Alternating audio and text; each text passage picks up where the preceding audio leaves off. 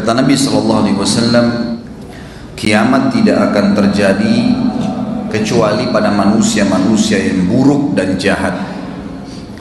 Di dalam hadis Bukhari yang lain dikatakan, setelah Isa alaihissalam meninggal dunia, manusia mulai kembali lagi berbuat kerusakan sampai akhirnya terbit matahari dari wilayah barat. Selama belum terbit matahari dari wilayah barat ini, taubat masih diterima. Tetapi subhanallah, kiamat tidak akan dirasakan oleh orang yang beriman. Yang merasakan hanya orang-orang yang buruk dan kufur saja.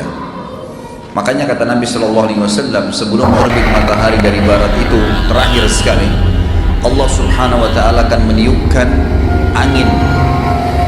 Yang angin ini akan mengelilingi seluruh muka bumi ini, dan tidak ada jiwa yang beriman terkena angin ini kecuali akan meninggal dunia, wafat semua, seluruh dunia, tidak ada lagi orang beriman yang hidup nanti.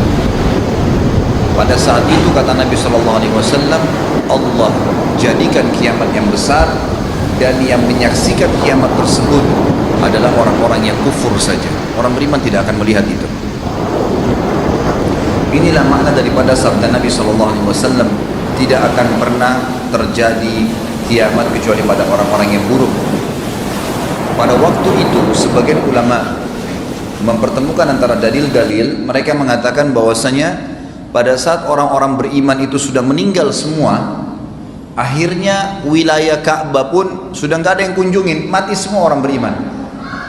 Yang lula lalang di muka bumi ini cuma orang kafir saja, yang kufur kepada Allah SWT, sampai datang satu orang yang mendapat julukan Dzu Suwakatain, seseorang yang memiliki betis yang sangat kecil dari Ethiopia, dari Afrika, orang kafir. Lalu dia datang dan dia merobohkan Ka'bah, Kata Nabi SAW, demi zat yang ubun-ubunku dalam genggamannya, aku sekarang seperti sedang diperlihatkan oleh Allah bagaimana Dzu Suwakatain ini, orang yang berkulit hitam dari Afrika yang badannya kurus dan betisnya saking kecilnya sampai diberikan julukan Dzu Suwakatain, mencabut batu-batu Ka'bah satu persatu sampai habis. Sebagian ulama mempertemukan juga perilaku Dzu Suwakatain ini, kenapa dia hancurkan Ka'bah? Karena waktu itu tersebar berita kalau di bawah Ka'bah itu ada harta tersimpan. Maka dia pun berusaha untuk membongkar, dan tidak ada yang menahan dia pada saat itu, karena memang tidak ada orang yang beriman lagi, sudah habis. Kalau ada orang beriman tidak mungkin dibiarkan, gitu kan. Ini terakhir sekali, kejadian-kejadian ini terakhir sebelum terbitnya matahari dari barat. Karena kata Nabi SAW, kalau sudah terbit matahari dari barat, memang sudah tidak lagi orang beriman, tidak akan diterima taubat seseorang.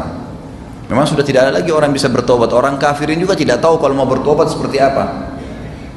Seperti itu kejadiannya. Dikatakan dalam ayat Al-Quran,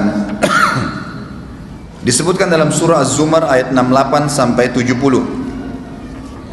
Dan pada saat itu, pada saat dipertemukan dengan hadis Nabi tadi SAW, tinggal orang-orang kafir saja, ditiupkanlah sangkakala, maka matilah semua yang di langit dan di bumi kecuali siapa yang dikehendaki oleh Allah. Yang tidak mati adalah para malaikat-malaikat yang Allah pilih, seperti 8 pemikul singgasananya Allah, Jibril, Mikail, dan Israfil. Peniup sangkakala sendiri tidak mati pada saat itu, karena dia punya tugas meniup sangkakala yang kedua. Sementara fungsi sangkakala pertama adalah menghancurkan semua yang Allah inginkan. Nanti sangkakala yang kedua itu pembangkitan, ya, pembangkitan dan ya, pengeluaran seluruh makhluk yang ada di bumi, maksudnya yang sudah dalam kubur.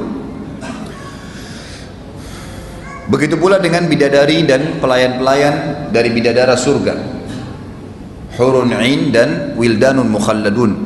Mereka itu juga tidak kena pengaruh dari sangkakala ini. Kemudian ditiuplah sangkakala itu sekali lagi, yang kedua. Maka tiba-tiba mereka berdiri menunggu putusan mereka masing-masing.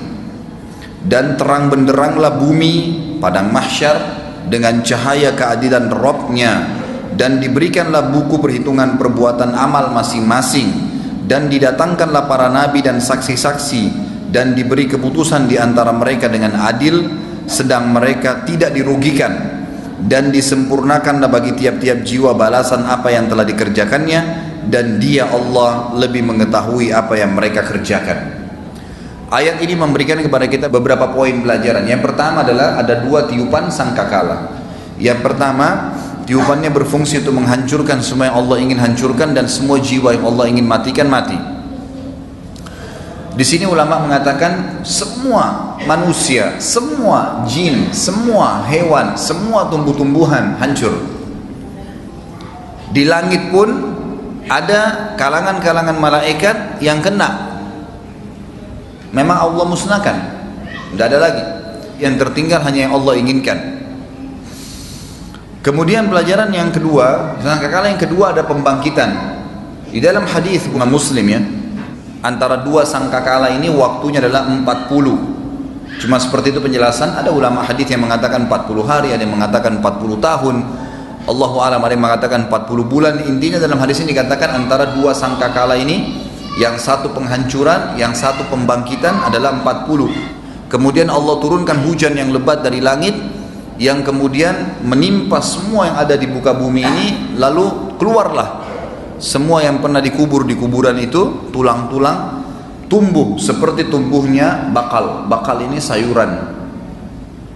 Dalam hadis lain dikatakan termasuk hewan-hewan, karena ada riwayat yang menjelaskan bahwasanya nanti hari kiamat Allah Azza wa Jalla akan menghakimi di mahsyar itu, termasuk dua domba. Kenapa mereka saling nanduk? Jadi semuanya dibangkitkan, semua dibangkitkan. Allah turunkan hujan dari langit yang membangkitkan semua makhluk yang sudah wafat. Semua di tubuh manusia umumnya akan hancur, kecuali ada satu yang akan kekal, tidak akan hancur. Itu adalah tulang ekor seseorang. Dari tulang ekor itulah semua manusia nanti akan dibangkitkan kembali pada hari kiamat. Hadis ini memberikan pelajaran kepada kita bahwasanya memang ada tiupan sangkakala, dimulai dengan itu pada hari kiamat. Ayat Al-Quran yang lain menjelaskan surah Al-Haqqah. Al-Haqqah ayat 13 sampai 34. Maka ingatlah tak kala sangkakala ditiup sekali tiupan yang pertama. Dan pada saat itu akan diangkat bumi dan dicabut gunung-gunung, lalu dibenturkan keduanya sekali benturan, tabrakan semua. Kita bayangkan kalau ada bangunan yang jatuh, dua rumah berdekatan lalu tabrakan sama-sama hancur, seperti apa dahsyatnya. Bagaimana kalau dua buah gunung, bagaimana kalau seluruh gunung di atas bumi ini tercabut, melayang. Di bab riwayat disebutkan terbang seperti kapas, lalu ditabrakkan kembali ke bumi dengan satu benturan. Kata para ulama, dengan satu benturan itu maka akan berantakan semuanya.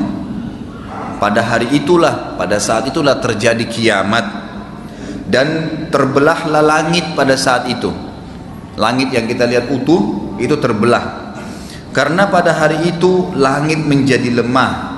Dan pada saat itu malaikat-malaikat yang memang memenuhi langit, mereka semua berada di penjuru-penjuru langit, kelihatan. Sekarang kita nggak bisa lihat malaikat selain ada hijab di mata kita, tidak bisa. Allah memang belum izinkan kita melihatnya, kecuali pada saat kita akan meninggal dunia, kita akan melihat, menyaksikan malaikat maut, dan itu termasuk fitnah mati yang pertama kali disaksikan oleh manusia. Pada saat itu terbuka langit dan semua malaikat terlihat di langit.